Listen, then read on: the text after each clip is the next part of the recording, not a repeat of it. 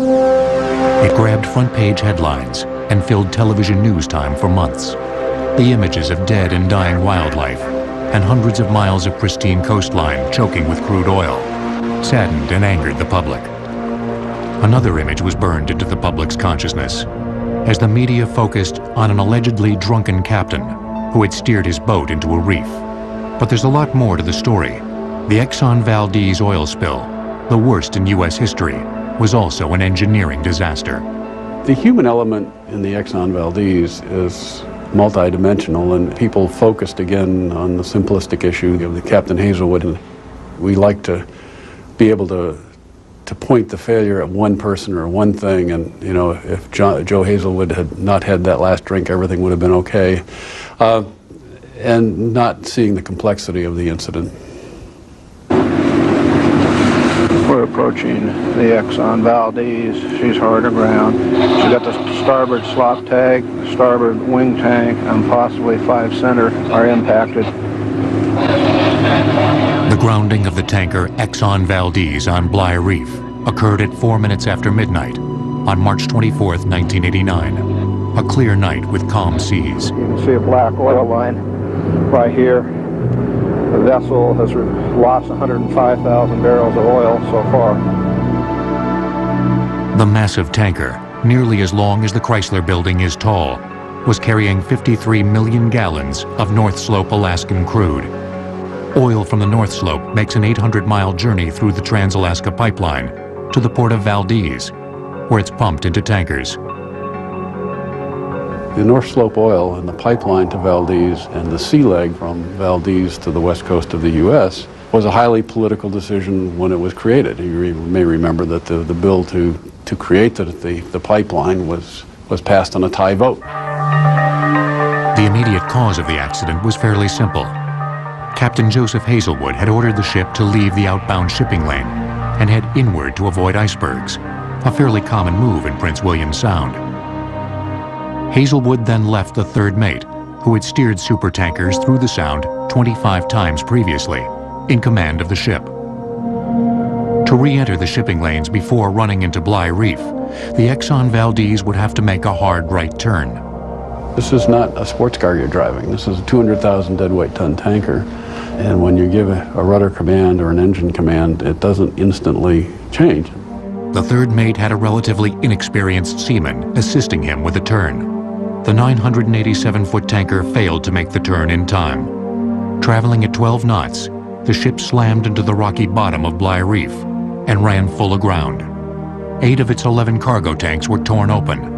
Oil gushed freely into the sea. 11 million gallons would enter the water.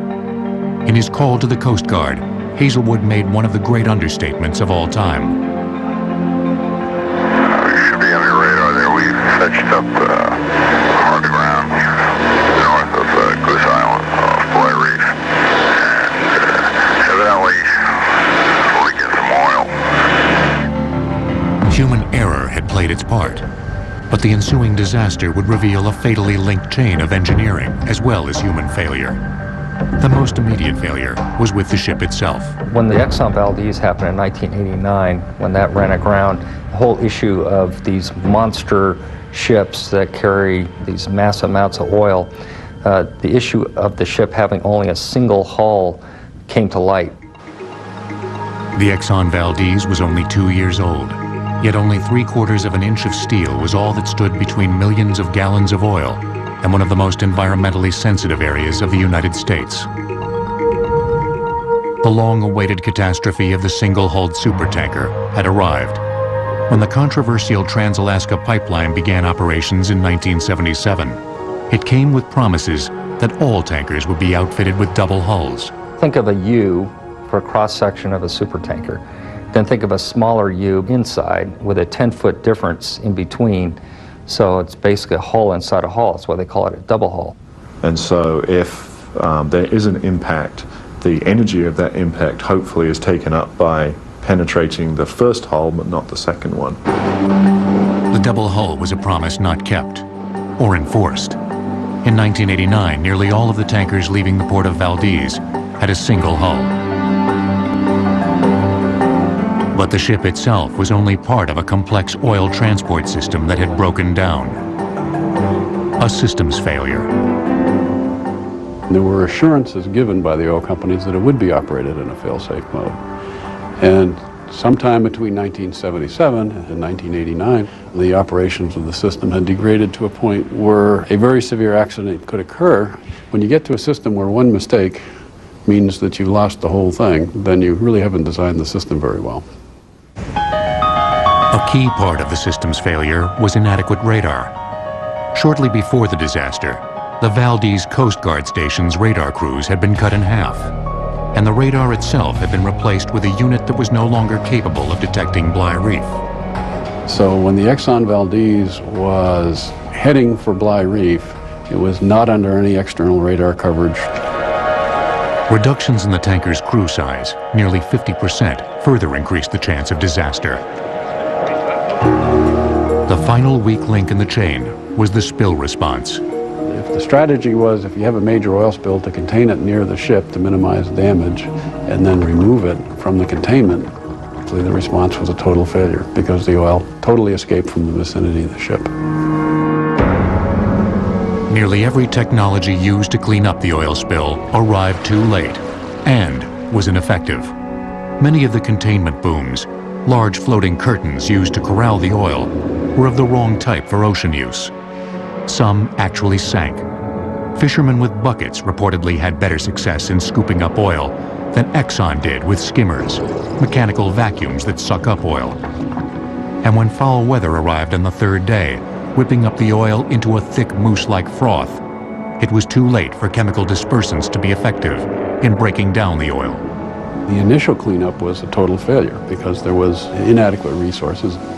The people of Alaska justifiably felt betrayed. They were told that if anything happens, we have the equipment, we have the skill to clean it up, and that was not there. It's a pristine region. If you've ever been there, Prince William Sound is incredibly beautiful. So the environmental damage was proportionally very high for the amount of oil spilled. Then it just became just a massive shoreline cleanup and restoration exercise, which took months and it cost a lot of money, and it's still doubtful what good that actually did. The good that did come out of this disaster, and the Oil Pollution Act of 1990, came in the form of better tug escorts, which can tow or nudge the giant tankers away from danger. GPS systems in concert with improved radar, dramatically improved cleanup technologies, and a mandate that all U.S. tankers have double hulls by 2015. The accidents have always led to the change of design. Engineers, we learn from previous screw-ups, and we look very carefully at previous engineering disasters. While oil spills continue to plague the seas, at least one region, ironically, is ready. The irony is probably the only port in the world where you are absolutely prepared for a major oil spill is now Valdez.